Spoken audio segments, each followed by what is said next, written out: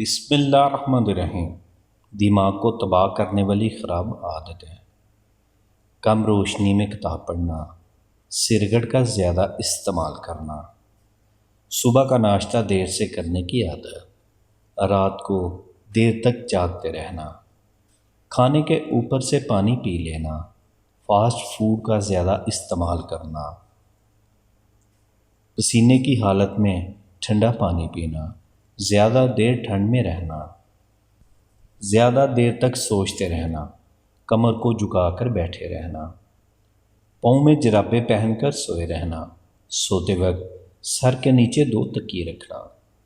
حد سے زیادہ کھانا دماغ کو کمزور کرتا ہے، گھر میں زیادہ دیر اکیلے بیٹھے رہنا،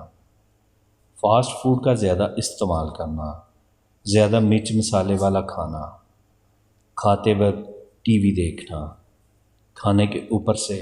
پانی پی لینا، دانت ٹھیک سے صاف نہ کرنا، چائے کا زیادہ استعمال کرنا، سوتے وقت سر پر کپڑا پہننا، روز پیدل نہ چلنے کی عادت۔ جو لوگ ذہنی کاموں کے حوالے سے زیادہ متحرک ہوتے ہیں وہ ہر عمر میں ذہنی طور پر تیز بھی رہتے ہیں، اور اس مقصد کے لیے چند چیزیں مددگار ہیں، جیسے مطالعہ، گیم کھیلنا، زیادہ نہیں، نئی زبان سیکھنا، بیانات سننا، ورزشیں، خاص طور پر ایسی جسمانی سرگرمیاں جو دل کی دھڑکن کی رفتار تیز کریں، جیسے تیز چہل قدمی یا تیراکی، ذہن کے لیے بھی فائدہ مند ہوتی ہے۔ جسمانی طور پر متحرک رہنا یادداشت، تخیل اور منصوبہ سازی جیسی صلاحیتوں کے لیے بھی مفید ثابت ہوتا ہے۔